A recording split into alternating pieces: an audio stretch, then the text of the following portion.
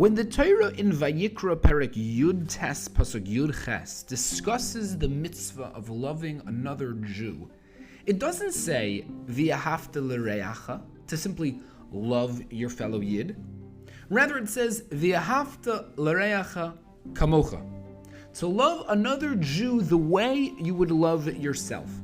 The Torah is unquestionably clear that the very first step in properly loving other Jews is properly loving yourself. The ultimate prerequisite in mastering the art of loving other Jews is mastering the art of loving oneself. Without question, the most powerful force in the world is one's innate, inborn love for themselves. It is the drive behind every single thing we do. If you don't properly channel self-love, how can one possibly channel genuine love for others? You can't possibly dispense real love to others if you are an enemy of yourself. If you aren't well trained in the nuances of self-love, then you can't give it to others. Much like how you wouldn't and shouldn't become a dietitian if you were clueless and uninterested in health, and you wouldn't and shouldn't become a doctor if you were clueless and indifferent to medicine, so too one cannot properly love another Yid if one doesn't properly love themselves. The question is, what does it mean to properly love oneself? What does Jewish self-love entail? So listen to this fascinating perspective. Both the Balatanya and Perek Lamed Beis and the Pelayoyets under Ahavas Atzmo say that ahava of oneself is to see one's neshama through one's guf, to recognize that lying beneath the surface of one's body is a soul, and loving it means to recognize that one's entire life's mission is to elevate that soul. This perspective of ourselves, whether we see a neshama or a body, in essence determines our outlook of everything around us.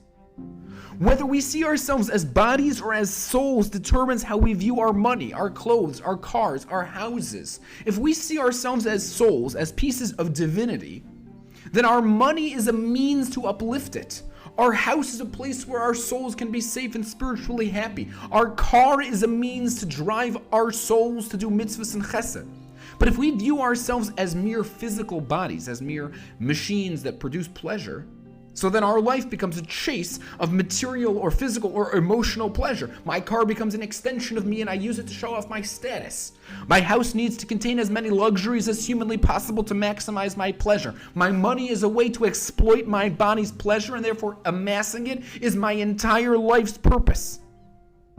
This question of perception, of the soul versus the body, is a question of perception that can be asked virtually wherever we go in life. We go to a wedding, we can view it as a party, or we can view it as a celebration of two neshamas fusing together to become one. We go to a bar mitzvah. We can view it as a family get-together, or we can view it as a neshama beginning its majestic duties in the army of Hashem. We can go to a bris and view it as an elaborate breakfast, or we can view it as the coronation of a neshama into the royal ranks of the Jewish people. We can go into a shul and view it as a community meeting place, or we can view it as a holy sanctuary where souls come together to connect to the one above. We can go into a beis medrash and view it as a learning center where we go to learn Jewish information, or we can view it as a cocoon of holiness where our souls go to absorb and be uplifted by the word of Hashem. We can view Shabbos as a day off from work where I get to eat decent food and read a good magazine. Or we can view it as the day my neshama refreshes itself and reinvigorates itself with holiness. The way we view our neshamas is the way we view the world around us. Are we sophisticated, pleasure-hungry animals in a jungle of potential pleasure? Or are we glistening, dazzling, exquisite, angelic beings clothed in skin here in this world to uplift the world around us?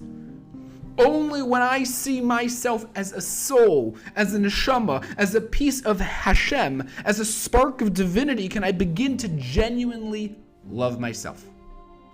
When I say Neshama shenasata bi ta'ira yata berasa'ata yitzar ta'ata nefachta bi. When I say that and begin feeling a living, breathing neshama inside of me, when I master that, when I look at myself and I don't see a body, but I see a soul, then and only then can I begin seeing the souls in others. And only when I see the souls in others can I start the mitzvah of V'ahavta L'reacha Kamocha.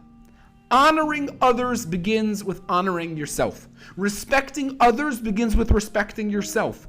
Doing chesed to others begins with doing chesed for yourself. Being mekarev others starts with being mekarev yourself. Loving others begins with loving yourself. For the more you see the soul in you, the more you see the soul in others. And that is the ultimate first step in V'ahavta L'reacha Kamocha.